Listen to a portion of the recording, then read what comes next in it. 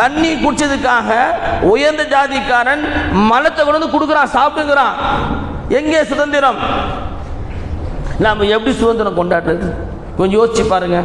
ஒன்று நல்லா விளைக்குங்க, எங்கேயோ நடக்குது அப்படின்னு நம்ம வாட்ஸ்அப்பில் பார்த்துக்கிட்டே இருக்கிறோம். அது ஆரோக்கியமானது கிடையவே கிடையாது. அந்த தாழ்த்தப்பட்ட மக்கள் ஃப்ரீடம் ஆகிறார்களோ, அவருடைய உயிருக்கும் உடமைக்கும் பாதிப்பு இல்லாமல் நிம்மதியாக உறங்குகின்றார்களோ, அன்னைக்கு தான் இந்த நாடு உண்மையான சுதந்திரத்தை பெற்றது. நம் அனைவரையும் முஸ்லிம்களாக முஃமின்களாக பிறக்கச் செய்து, அதிலும் குறிப்பாக அருமை நாயகம் ஸல்லல்லாஹு அலைஹி வஸல்லம் அவர்களுடைய பாக்கியமான அருளுக்குரிய உம்மத்தில் நம்மை எல்லாம் கொண்டு வந்தான். அந்த அல்லாஹ்வுக்கு எல்லா புகழும். அல்ஹம்துலில்லாஹ், அல்ஹம்துலில்லாஹ். வாழும் காலமெல்லாம் உடல் ஆரோக்கியத்தோடு ஈமானில் இஸ்திகாமத்தோடு வாழ்வதற்கு அல்லாஹு தாலா நம் அனைவருக்கும் தௌஃபீக் செய்வானாக.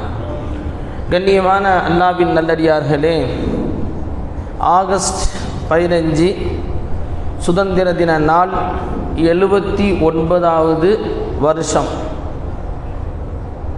இந்தியா இந்த சுதந்திர தினத்தை கொண்டாடி கொண்டிருக்கிறது. நாம் எல்லோரும் கொண்டாடி கொண்டிருக்கிறோம். அல்ஹம்துலில்லாஹ்.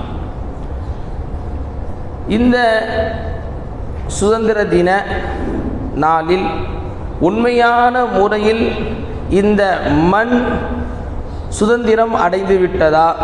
இங்கு இருக்கக்கூடிய மக்கள் உண்மையான சுதந்திரத்தை பெற்று கொண்டார்களா? சுதந்திரம் என்றால் என்ன? ஒரு மனிதன் கையை வீசி நடக்குகின்றான், அது தனிப்பட்ட அவனுடைய சுதந்திரம். காலைல வாக்கிங் போகிறாங்க பாருங்க, அவருடைய சுகருக்காக அவர் வாக்கிங் போகிறார், தப்பு கிடையாது.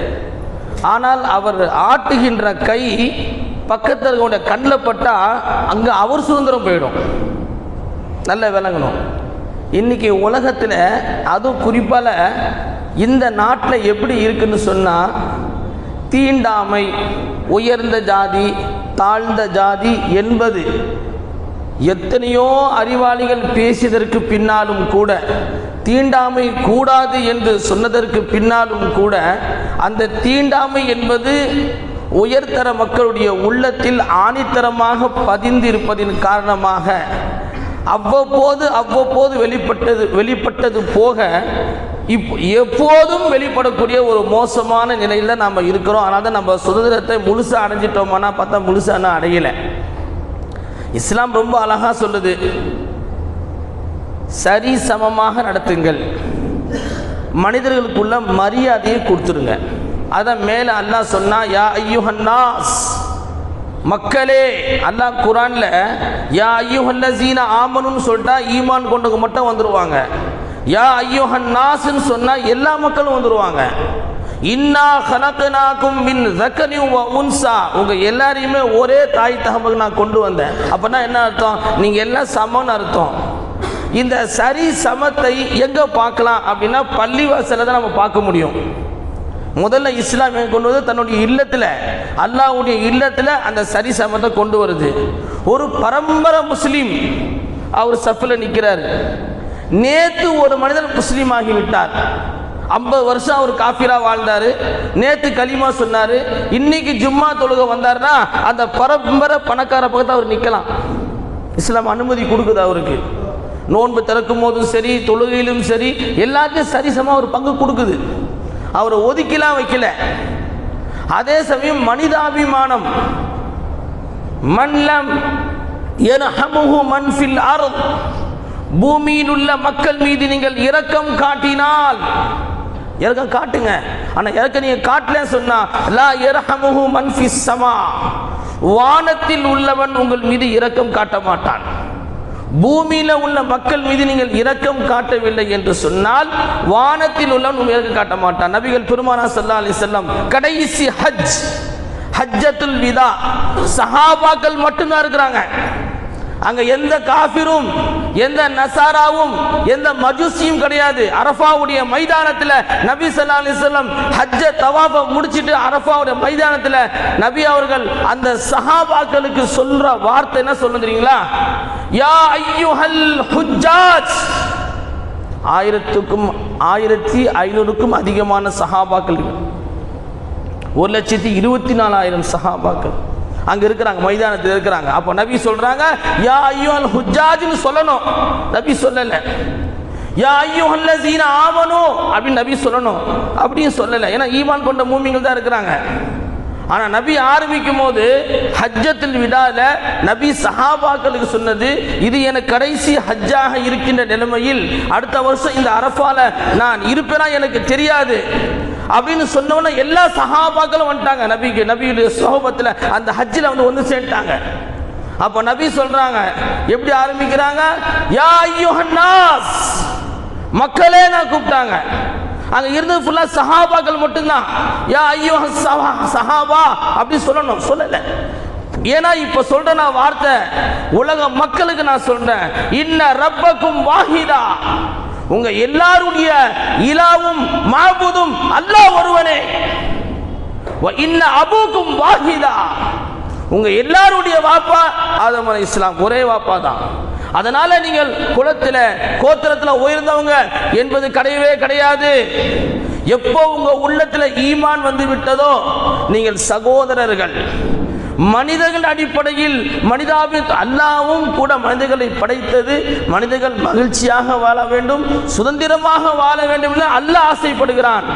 ஆனால் உங்களுக்கு மத்தியில் நீங்கள் பாகுபாடை ஏற்படுத்தி நான் உயர்ந்தவன் நான் தாழ்ந்தவன், நீங்க எல்லாம் யூடியூப்ல நீங்களாம் பார்க்கறது தான், நம்ம ஒன்று புதுசாக சொல்ல போறது இல்லை. ரொம்ப இல்லை, மேல் ஜாதிக்காரன் குடிக்கக்கூடிய கிணற்றில் கீழ் ஜாதிக்காரன் தாகத்தின் காரணமாக தண்ணீரை குடித்தான். நீங்களாம் பார்த்த பேப்பர் நியூஸோ வாட்ஸ்அப் நியூஸோ நீங்க பார்க்கலாம். அதற்காக வேண்டி அல்லாஹ் காப்பாற்ற வேண்டும். எங்களுடைய கிணற்றில் தண்ணி குடித்தான் என்பதற்காக வேண்டி அந்த கீழ் ஜாதிக்காரனை உட்கார வைத்து மலம், உயர்ந்த ஜாதிக்காரன் மலம் மோஷன் அதை கொண்டு வந்து திங்க சொல்றான். இப்போ நீ இண்டிபெண்டன்ஸ் டே 79 ஆகஸ்ட் 15 சுதந்திரம் ஆயிடுச்சு. எப்படி சுதந்திரம் ஆச்சு சொல்லு? தண்ணி குடிச்சதுக்காக உயர்ந்த ஜாதிக்காரன் மலத்தை கொண்டு வந்து கொடுக்குறான், சாப்பிடுங்கிறான். எங்கே சுதந்திரம்? இஸ்லாத்துல கூட ஜினா செஞ்சிட்டா, இஸ்லாத்துடைய சட்டம், உலமா பெருமக்கள் இருக்காங்க, ஜினா செஞ்சிட்டா ரஜிம் செய்யுங்க. ரஜிம்னா கல்லால் அடிக்கிறது, அது இங்கே கிடையாது. ஆனால் இஸ்லாமத்திய சட்டம் அப்படிதான்.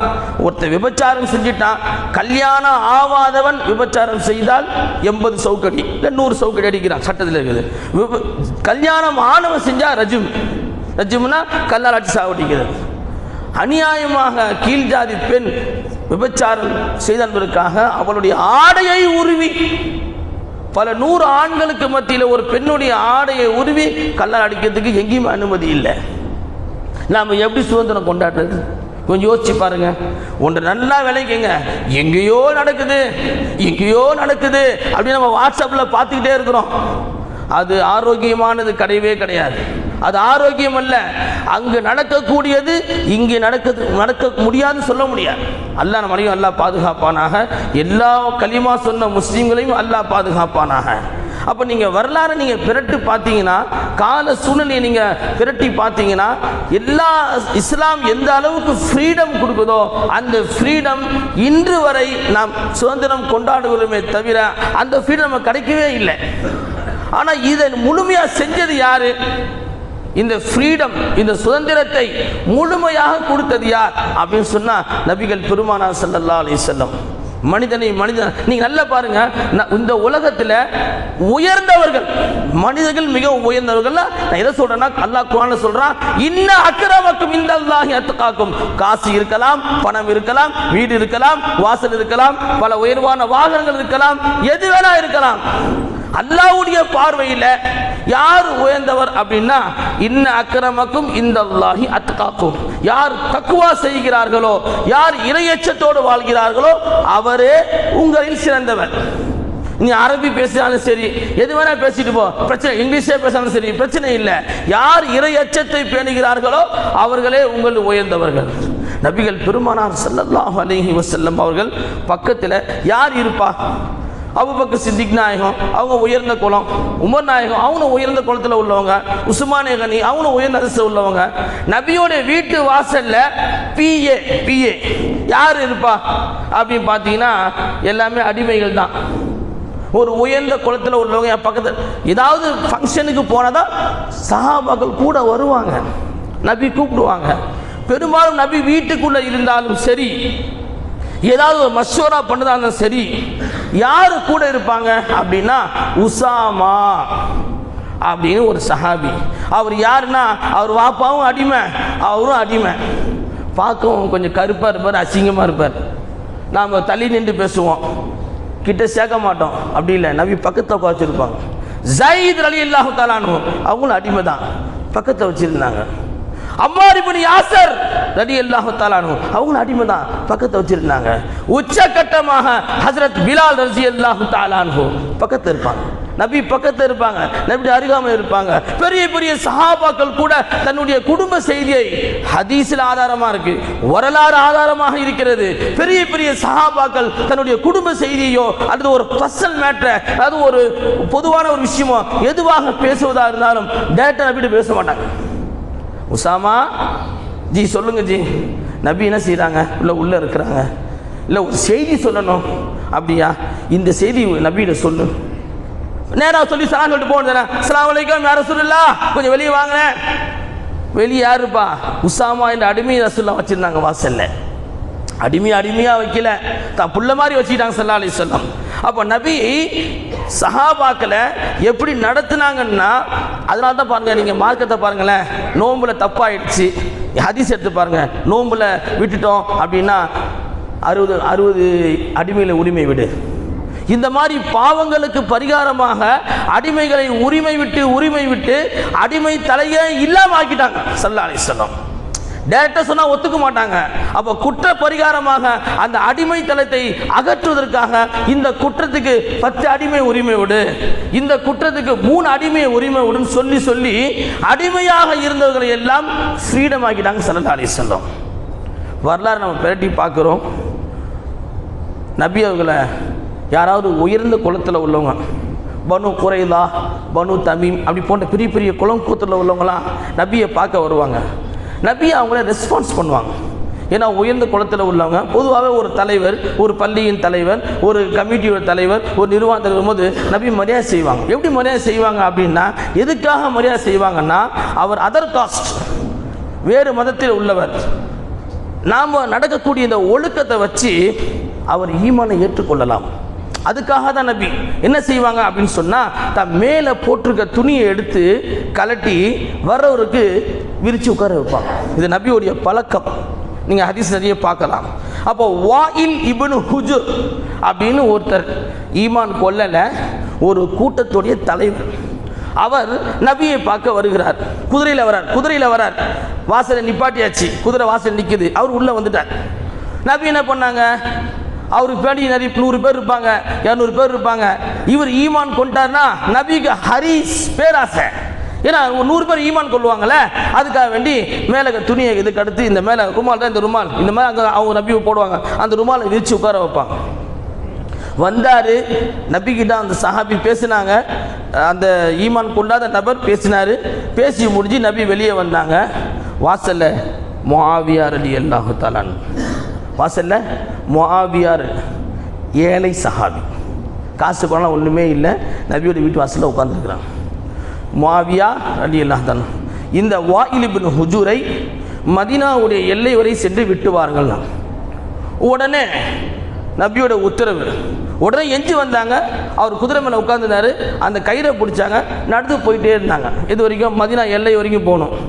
உம்ரா போனவங்களுக்கு தெரியும், பனி எப்படி இருக்கும், வெயில் எப்படி இருக்குன்னு உங்கள் எல்லாருக்குமே தெரியும். போயிட்டே இருக்கிற போது தான் தெரியுது, சொன்ன அவசரத்தில் காலில் செருப்பு போடாமல் வந்துட்டோம். யார்? முஆவியா. காலில் செருப்பு போடல. வாயில் இப்னு ஹுஜூர் குதிரையில் உட்காந்துருக்குறாங்க, ஈமான் கொள்ளலை. ஈமான் கொண்ட சஹாபி குதிரையை பிடிச்சிட்டு வராங்க. நபியோடைய உத்தரவு மதீனாவில் போய் விட்டுட்டுன்னு, எல்லையில். கொஞ்சம் தூரம் போனால் கால் சுடுது. உடனே வாயில் இப்னு ஹுஜூர் அவரை பார்த்து முஆவியா சொல்கிறாங்க, முஆவியா ரலியல்லாஹு தஆலா சொல்கிறாங்க, நபி சொன்ன அவசரத்தில் நான் அப்படியே வந்துட்டேன், செருப்பு போடாமல் வந்துட்டேன், செருப்பு போடாமல் வந்துட்டேன். உங்கள் குதிரையில் உங்களுக்கு பின்னாடி நான் உட்காந்துக்கிறேன். என்னங்க, உங்களுக்கு பின்னாடி நான் உட்காந்துக்கிறேன் மதீனா எல்லை வரைக்கும் அப்படின்னு சொன்ன உடனே வாயில் இப்னு ஹுஜுர் தீண்டாமை மௌட்டீகம் தீண்டாமை என்ன சொல்றாரு, என்னுடைய இந்த குதிரை அடிமைகளை சுமக்காது, என்னுடைய இந்த குதிரை இருக்குல்ல அடிமையெல்லாம் மேலே ஏற்றிக்காது. பாருங்க தீண்டாமை எங்க இருக்குது பாருங்க. உடனே அவங்க சொல்கிறாங்க, இஷ்டம் இருந்தால் வா, இல்லாட்டி போயிட்டே இல்லை இல்லை நான் எப்படி விட்டு போகிறது, நபி ஸல்லல்லாஹு அலைஹி வஸல்லம் மதீனா வரைக்கும் வர சொன்னாங்கல்ல. சரி நடந்து வராங்க. இன்னும் கொஞ்ச தூரம் போனால் கால் சுடுது, இன்னும் கால் கொதிக்குது.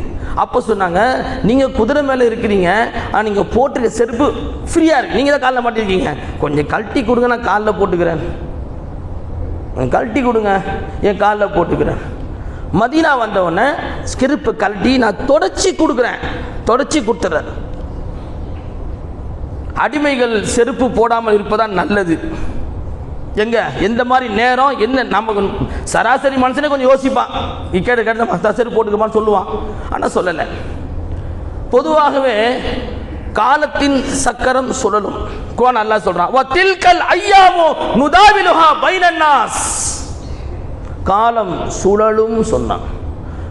நபி ஸல்லல்லாஹு அலைஹி வஸல்லம் போயிட்டாங்க அல்லாஹ் கிட்ட, அபூபக்கர் நாயகம் போயாச்சு, உமர் நாயகம் போயாச்சு, உஸ்மான் நாயகம் போய் 6வது ஹலீஃபாவாக அமீர் முஆவியா பதவி ஏற்றிருக்கிறார். இப்போது வாயில் இப்னு ஹுஜுர் பெரிய பதவியில் இருந்தவர், அன்று அடிமையாக இருந்தவர் இன்று அரசராக ஆகிவிட்டார். அன்று குதிரையில் இருந்தவர் இன்று சாமானிய மனிதனாக ஆகிவிட்டார். இப்போ நபியை பார்க்கறதுக்காக, அந்த முஆவியாவை பார்க்கறதுக்காக வாயில் இப்னு ஹுஜுர் வராங்க. வந்த உடனே முஆவியா பார்த்த உடனே அந்த கண்ணு 1000 வார்த்தைகள் பேசுது. என்ன பேசுது சொல்லுங்க அப்போ? கண்ணு பேசுது. முஆவியா இல்லாம பெரிய அந்தஸ்தில் இருக்கிறாங்க. இப்போ வாயில் இப்னு ஹுஜுர் சாமானிய சராசரி மனிதர் பார்க்குறாங்க அமீர் முஆவியாவை. என்ன சொல்லுமா பார்வை, அப்பமே குதிரையில் இடம் கொடுத்துருக்கலாம், அப்பமே குதிரை இடம் கொடுத்துருக்கலாம், சரி குதிரை செருப்பா கழட்டி கொடுத்துருக்கலாம் அப்படின்னு யோசிக்கும் போது உடனே அமீர் முஆவியா தன் மேலிருந்த அந்த ருமாலை எடுத்து பக்கத்தை விரிச்சு வாயில் இப்னு ஹுஜுர் இதில் உட்காருங்க அப்படின்னாங்களாம். இதில் உட்காருங்க. அவங்க பயந்துட்டாங்க, மிரண்டிட்டாங்க. ஏன்னு கேட்டோம், நபிகள் பெருமானார் ஸல்லல்லாஹு அலைஹி வஸல்லம் அவர்கள் யாரை எப்படி கண்ணியப்படுத்தினார்களோ அதில் நாம் கொஞ்சம் கூட பிசக மாட்டோம், நாங்கள் மனதில் எதை வைத்துக் கொள்ள மாட்டோம். மனதில் வைத்து கொண்டு ஒரு மூமினை பழி வாங்குவது ஒரு உண்மை மூமினுக்கு அழகல்ல. அந்த இடத்த நாம் இருந்தால் என்ன சொல்லுவான், வாடா வா, சரியா மாட்டினேன், வா சரியா மாட்டினேன், இந்த வார்த்தையை கேட்காம நான் அவனை விட மாட்டேன், என்ன வார்த்தை பேசுகிறேன் நீ, இன்னும் நான் உள்ளே வச்சுக்கிறேன். நல்லா கவனிச்சிங்க, 1000 நல்ல விஷயம் நீங்கள் செய்யுங்க, அதை மறந்துடுவான். கெட்டது நீங்கள் ஒன்று சொன்னீங்கன்னா கபருக்கு போகிற வரைக்கும் மறக்க மாட்டான். இது மனுஷனுடைய இயற்கை குணம். ஆனால் அந்த இடத்துல அமீர் முஆவியா அவளை கண்ணியப்படுத்தினாங்க. காரணம் தெரியுங்களா, இப்போ நான் பெரிய அந்தஸ்துக்கு நான் போயிட்டேன்றதுக்காக திரும்ப அவங்கள பழி வாங்கலை, அங்கே தீண்டாமையை கொண்டு வரல. பாருங்க, ஹஸரத் பிலால் ரலியல்லாஹு தஆலா அன்ஹு ஃபதேஹ் மக்கா வெற்றி ஆயிடுச்சு, எல்லா சஹாபாக்களும் நிற்கிறாங்க. அப்போ ஆயிஷா நாயகி சொல்கிறாங்க, யா ரசூலுல்லாஹ், நான் மதீனாவில் ஒரு நேச்சை வச்சேன், நசரா நேச்சை, மக்கா வெற்றி ஆயிடுச்சுன்னா காபத்துல்லாக்கு நீங்கள் உள்ளே போகும்போது உங்கள் கூட நான் வருவேன். இப்போ ஒன் ஆஃப் த ஹீரோ ஸல்லல்லாஹு அலைஹி வஸல்லம், அவங்க தான் ஒன் ஆஃப் த ஹீரோ. அந்த இடத்துல அவங்க இருந்த வரைக்கும் அவங்க தான் ஹீரோ. அவங்க எது சொன்னாலும் ஓகே, வா நம்ம உள்ளே போகலாம், காபத்துல்லா சொன்னால் போக வேண்டியதான். நபி தான் சட்டமே, தீனே நபி தான், நபி சொல்கிறதா தீன்.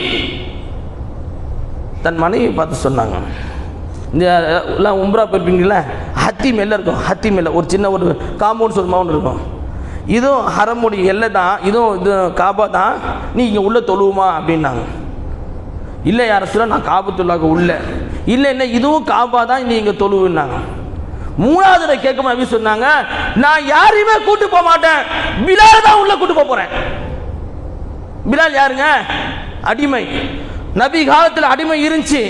அடிமை எப்படி நடத்துவாங்க தெரியுமா? எல்லாம் அரபு, பெரிய அரபு விற்பாங்க. இப்போ இல்லை, நபி காலத்தில் ஒரு அடிமை போனா வச்சிங்களேன், இங்க வா, என்னங்க எஜமான் சொல்லுங்க, நீட்டுறா கைய, இந்த நீட்டு துப்புவான் கையில. தன் எச்சிலை கூட பூமியில் துப்புவதை கேவலமாக மதித்து அடிமையோடைய கையில துப்புனான் அந்த காலத்து மக்கள். அப்படிப்பட்ட ஹசரத் பிலாலை கூப்பிட்டு நபிகள் பெருமானார் ஸல்லல்லாஹு அலைஹி வஸல்லம் சொன்னாங்க, யா பிலால், ஹசரத் இந்த காபத்துல்லா மேல ஏறி பாங்க சொல்லு. காபத்துல்லா மேல கால் பண்ணலாமா? சட்டம். நாமெல்லாம் இப்போ தொடறதுக்கு போய் நீ தொட முடியல, நீ காபத்துல்லாவை காபோ கையா தொட முடியல, ஏஹராமா போயிடும். எனக்கு ஏஹராம் போயிடுச்சு, இது மட்டும் தான் இருந்துச்சு, இது தூக்கிட்டு போயிட்டான். லசூர் வந்து குத்தான் தாப்பா வச்சுக்கன்னு தொட முடியல. அந்த காபத்துல்லா மேல ஏறின கயிறை பிடிச்சி ஏறினாங்க. கயிறை பிடிச்சி மேலே ஏறியாச்சு. நபி சொன்ன வார்த்தை நீங்களை கவனிங்க. மேலே ஏறி போயிட்டாங்க. கீழே இருந்தா காபா கிபிலா, நமக்கு இது கிபிலா, அங்க என்ன அப்படி கிபிலா, அங்க என்ன அப்படி கிபிலா. காபத்துல்லாக்கு மேலே ஏறியாச்சு, எது கிபிலா? காபத்துல்லா மேலே எது கிபிலா? மேலே இருந்து குனிஞ்சு சொல்றாங்க, யா ரசூலுல்லாஹ் ஸல்லல்லாஹு அலைஹி வஸல்லம், நான் கீழே இருந்தா எனக்கு காபத்துல்லா ஜிஹத் ஆயிடும், இப்போ நான் மேலே இருக்கேன், நான் எப்படி பாங்க சொல்றது? அடிமையாக இருந்த உன்னை உரிமை விட்டு அடிமை தளத்தை அறுத்து எறிந்து இவ்வளவு குலம் கோத்திரம் உயர்ந்தவர்கள் நிற்கின்ற போது அடிமையாக இருந்த உன்னை மேலே ஏற்றியது எந்த ரசூலோ அந்த ரசூலை பார்த்து பாங்க சொல். அடிமையாக இருந்து உன்னை கூப்பிட்டு உன் முகத்திலும் உன் கையிலும் எச்சிய துப்பை இந்த மக்களுக்கு மத்தியில் உன்னை ஹரம் ஷரீஃப் மேலே ஏற்றி விட்டு பாங்க சொல்ல வைத்தாரே அந்த ரசூலை பார்த்து பாங்க சொல். நன்றாக வரலாறை பெற்றுங்கள். பிலால் ரஸியல்லாஹு தஆலா அன்ஹு காபத்துல்லா மேலே ஏறத்துக்கு முன்னாடி நீங்கள் பிரட்டி பார்த்தால் காபத்துல்லாவுடைய சிலை, ட்ரெஸ், காபத்துல்லாவுடைய ட்ரெஸ் வெள்ளையில் போட்டிருக்காங்க, ரெட் கலரில் போட்டிருக்கிறாங்க, ஏன் பச்சை கலரோட போட்டிருக்கிறாங்க. எப்போது பிலால் ஏறினாரோ பிலாலுடைய கலர் தான் காபத்துல்லாக்கு. பிலால் கருப்பு, காபத்துல்லாவும் கருப்பு, காபத்துல்லாக்கு போடுற துணியும் கருப்பு. எப்படிப்பட்ட ஒரு அடிமையா இருந்த ஹசரத் பிலாலை நபி எப்படி தூக்கி நிற்க வச்சாங்க? அதுதாங்க உண்மையான சுதந்திரம். ஏழைகள் பாதிக்கப்படுவது, வஞ்சிக்கப்படுவது, கற்பழிக்கப்படுவது, அவருடைய சொத்துகளும் உயிர்களும் பறிக்கப்படக்கூடிய நிலைமையில் நீ எப்படி சுதந்திரத்தை கொண்டாடுவாய்? எனக்கு இன்னைக்கு ஆபீஸ் லீவு, அதான் இங்க பேச, எனக்கு லீவு தான், கவர்மெண்ட் லீவ். எப்படி நம்ம கொண்டாட முடியும் சொல்லுங்க? ஒரு மூமின் பசித்திருக்க, ஒரு முஸ்லிம் பசித்திருக்க, இன்னொரு முஸ்லிம் வயிறார உண்ணுவதை இஸ்லாம் ஒருபோதும் ஒத்துக்கொள்ளாது. அப்படி இருக்கின்ற போது இதே நாட்டில் எத்தனையோ முஸ்லிம்கள் பாதிக்கப்படுகின்ற போது நீங்கள் எப்படி நிம்மதியாக இருக்க முடியும்? எப்போது அந்த முஸ்லிம்கள், அந்த தாழ்த்தப்பட்ட மக்கள் ஃப்ரீடம் ஆகிறார்களோ, அவருடைய உயிருக்கும் உடமைக்கும் பாதிப்பு இல்லாமல் நிம்மதியாக உறங்குகின்றார்களோ, அன்னைக்கு தான் இந்த நாடு உண்மையான சுதந்திரத்தை பெற்றது. அல்லாஹ் தஆலா கிருபை செய்வானாக. உலக மக்களுக்கு நல்வாழ்வு அல்லாஹ் தருவானாக. எல்லா விதமான பலா முஸ்லிம் விட்டு அல்லாஹ் பாதுகாப்பு தருவானாக. கொடிய நோய்களை விட்டு அல்லாஹ் பாதுகாப்பு தருவானாக.